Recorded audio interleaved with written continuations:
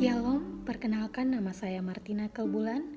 Saya salah satu peserta lomba renungan perwakilan dari UMK Santo Yohanes Maria Vianney Halong.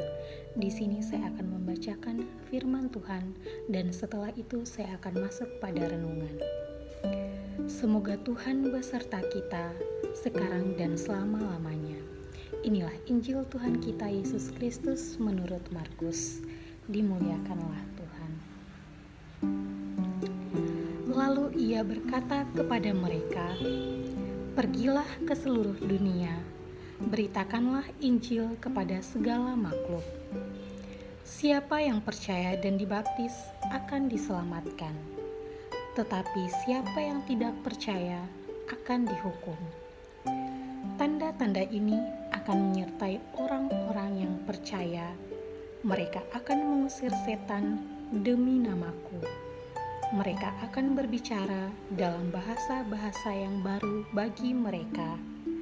Mereka akan memegang ular, dan sekalipun mereka meminum racun maut, mereka tidak akan mendapat celaka.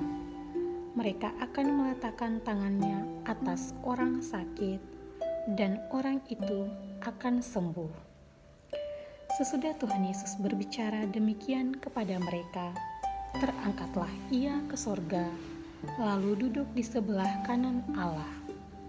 Mereka pun pergilah memberitakan Injil ke seluruh penjuru, dan Tuhan turut bekerja dan meneguhkan firman itu dengan tanda-tanda yang menyertainya. Demikianlah sabda Tuhan. Terpujilah Kristus. Saudara-saudariku terkasih, seperti yang telah kita dengarkan pada Injil tadi, sebelum Tuhan Yesus terangkat ke surga, Ia memberikan pesan dan tugas kepada kita semua secara tidak langsung.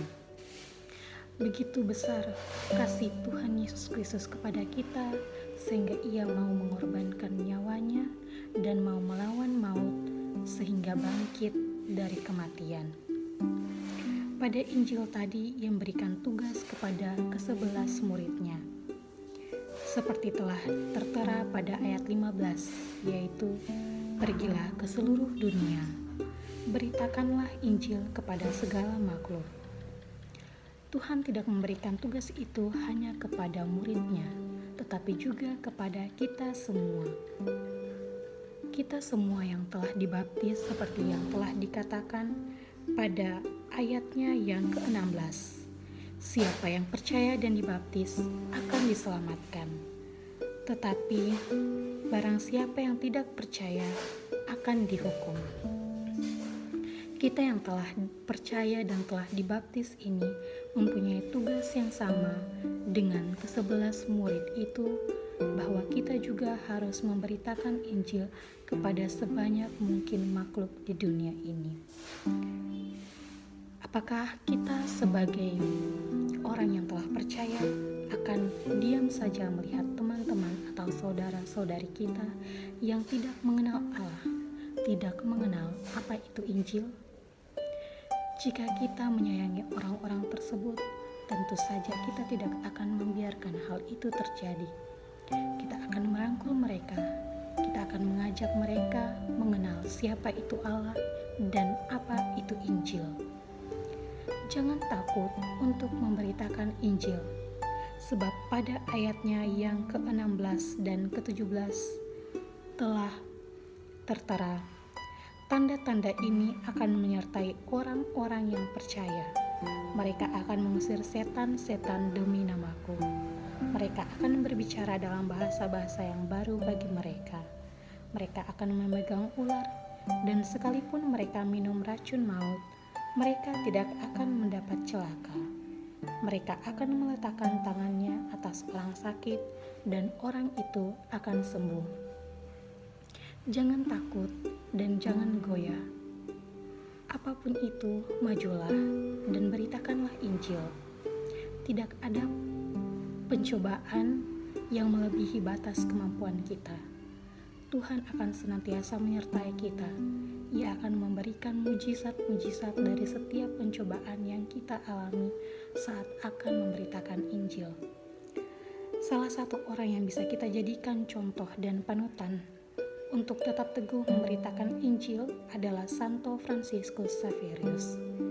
Santo Fransiskus Xaverius sendiri merupakan seorang pionir misionaris Kristen dan pendiri Serikat Yesus. Ia telah mempelajari dan mendalami isi dari Injil-Injil dalam kitab suci. Ia kemudian bergegas mengelilingi seluruh penjuru dunia dan mendapat begitu banyak cobaan dan tantangan demi memberitakan Injil. Banyak sekali tantangan, banyak sekali cobaan yang dihadapi oleh Santo Fransiskus Xaverius ini. Namun apa yang terjadi? Apakah Santo Fransiskus menyerah? Apakah Santo Fransiskus gagal dalam misinya? Jawabannya tidak. Ia dengan begitu gembira, dengan besar hati, melawan segala tantangan, segala cobaan, dan berusaha untuk memberitakan Injil ke seluruh penjuru dunia. Salah satu misinya, saat memberitakan Injil, ia mendapatkan satu pencobaan. Pencobaan itu yaitu dia telah memulihkan seorang pemuda yang dikuasai oleh roh jahat. Saat menjalankan misinya, seorang pemuda bernama Antonio Fernandez mengalami sakit keras dan bahkan kuasa roh jahat ada dalam diri pemuda itu. Bahkan tabib manapun tidak bisa menyembuhkan pemuda itu, dan orang tua dari pemuda itu sudah putus harapan bahwa anak mereka akan sembuh. Namun Santo Fransiskus Xaverius dengan penuh keteguhan, kepercayaan, dan keyakinan, ia datang dan menyembuhkan anak itu. Setelah ia mengetahui bahwa anak itu dikuasai oleh roh jahat, maka ia membacakan kisah sengsara dari dalam kitab suci dan kemudian berlutut serta berdoa. Kemudian setelah itu, pemuda itu pulih dan tidak pernah dikuasai oleh roh jahat selama masa hidupnya. Banyak sekali mujizat-mujizat yang telah Santo Fransiskus Xaverius buat dalam misinya untuk memberitakan Injil. Karena itu, saudara-saudariku terkasih, ingatlah bahwa Tuhan senantiasa menyertai kita. Ia tidak akan pernah meninggalkan kita, apalagi saat kita memberitakan Injil. Santo Fransiskus Xaverius sendiri adalah misionaris. Ia adalah teladan yang baik bagi semua kalangan, baik bagi anak-anak, sekami, OMK, maupun orang dewasa, para lansia. Tuhan tidak pernah membatasi kita secara usia dalam tugas kita untuk memberitakan Injil. Karena itu yakinlah dan percayalah bahwa apa yang kita buat selalu dalam penyertaan Tuhan. Sandarkanlah diri kita pada Tuhan dan percaya apa yang kita buat, apa yang kita alami, pencobaan apapun itu dapat kita halangi, dapat kita selesaikan dalam nama Tuhan. Seperti layaknya Santo Fransiskus Xaverius yang mengubah banyak sekali cobaan, tantangan menjadi mujizat. Semoga demikian. Tuhan Yesus menyertai kita semua. Haleluya. Amin. Selamat sore. Shalom.